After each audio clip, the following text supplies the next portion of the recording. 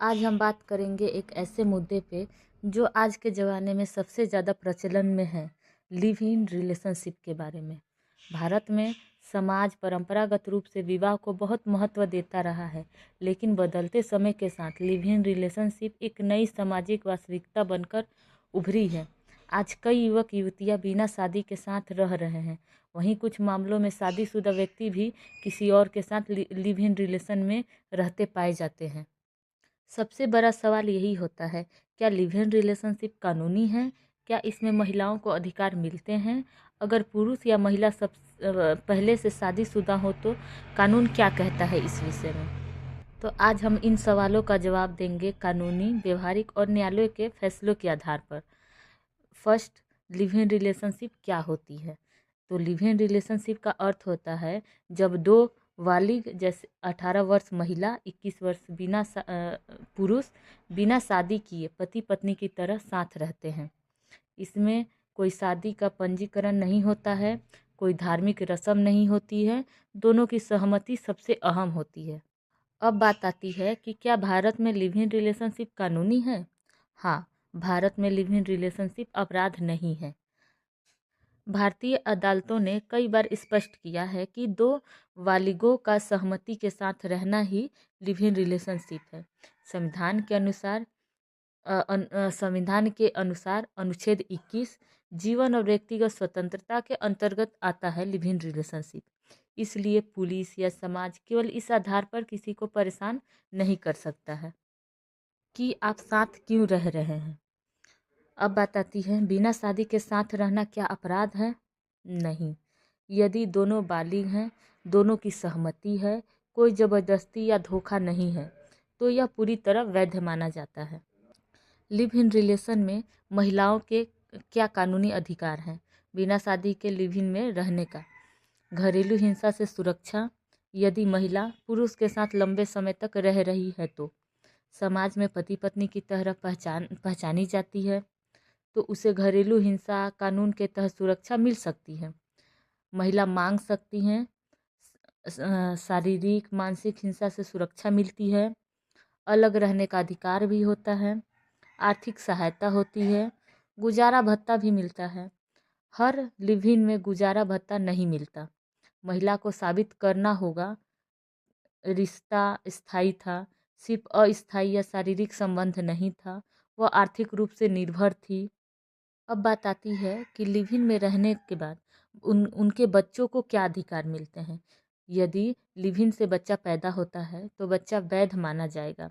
पिता की संपत्ति में बच्चे का अधिकार भी होगा और पिता जिम्मेदारी से बच नहीं सकते हैं। अब जहाँ इसमें महिलाओं को अधिकार है, वहीं पे लिव इन में पुरुषों को भी कुछ अधिकार दिए गए हैं। पुरुष पर अपने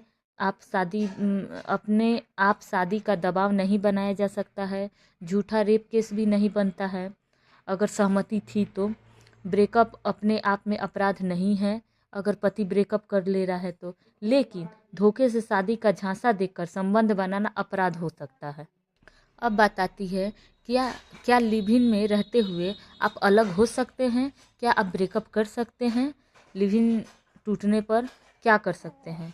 कोई तलाक की प्रक्रिया नहीं होती है इसमें, लेकिन महिला अदालत जा सकती है यदि शोषण हुआ हो तो, आर्थिक नुकसान हुआ हो उसको, शादीशुदा व्यक्ति का लिव इन रिलेशनशिप सही ना हो तो।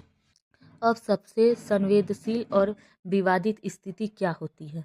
अगर पुरुष पहले से शादीशुदा है और किसी और के साथ लिव इन में रहता है तो क्या यह अपराध है? सीधे सीधे अपराध नहीं, लेकिन यह व्यभिचार की श्रेणी में आ सकता है। पत्नी तलाक मांग सकती है, मानसिक क्रूरता का केस कर सकती है। दूसरी महिला के अधिकार, अगर पुरुष पहले से शादीशुदा है तो दूसरी महिला को पत्नी का दर्जा नहीं मिलेगा। समानता मेंटेनेंस नहीं मिलता है। लेकिन यदि पुरुष ने शादी छुपाई है, महिला को धोखे में रखा है, तो महिला धोखाधड़ी का केस घरेलू हिंसा के तहत सीमित राहत मांग सकती है। और अगर महिला शादीशुदा है और किसी और के साथ लिव इन में रहती है तो क्या पति तलाक मांग सकता है? यह मानसिक क्रूरता मानी जा सकती है। पति मेंटेनेंस देने से बच सकता है, लेकिन महिला पर आपराधिक केस नहीं बनता है जब तक कोई जबरदस्ती या अपराध ना हो। क्या शादीशुदा व्यक्ति लिव इन पार्टनर को अधिकार मिलते हैं? सामान्य रूप से नहीं। अदालतें कहती हैं अवैध रिश्ते को वैध विवाह जैसा दर्जा नहीं दिया जा सकता है, लेकिन महिलाओं के मानवाधिकार सुरक्षित रहेंगे। पुलिस इसमें क्या कर सकती है और क्या नहीं कर सकती है, ये भी हम आपको बताएंगे। पुलिस नहीं कर सकती है बिना शिकायत गिरफ्तार आपको घर से उठाकर थाने ले जाने का काम। केवल साथ रहने पर केस नहीं बना सकती है। पुलिस क्या कर सकती है? यदि अगर शिकायत की गई हो, यदि जबरदस्ती, धोखा, हिंसा या आरोप हो, समाज और परिवार का दबाव हो, तो कानून क्या कहता है? परिवार जबरदस्ती अलग नहीं कर सकता है आपको। ऑनर किलिंग या धमकी अपराध नहीं दे सकते हैं। बालिगों की पसंद सर्वोपरि होती है इसमें। लिव इन रिलेशनशिप में क्या क्या सावधानियां बरतनी चाहिए? फर्स्ट है लिखित समझौता होना चाहिए। लिव इन एग्रीमेंट होनी चाहिए आपके बीच।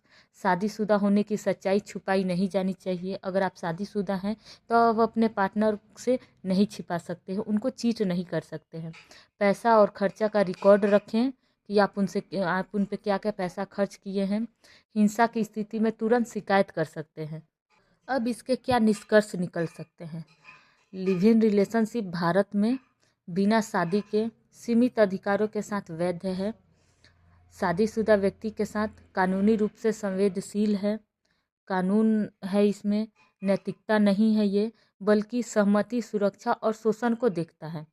महिलाओं और पुरुष दोनों को अपने अधिकार और सीमाएं समझनी चाहिए। भावनाओं के साथ साथ कानूनी समझ भी इसमें ज़रूरी है। क्या लिव इन रिलेशनशिप हमारे समाज को एक सही दिशा दे रही है या नहीं दे रही है? हम आपसे इस बारे में जानना चाहते हैं, इसलिए आप हमें कमेंट करें और अपनी सलाह हमें ज़रूर बताएं। और हमें कमेंट करें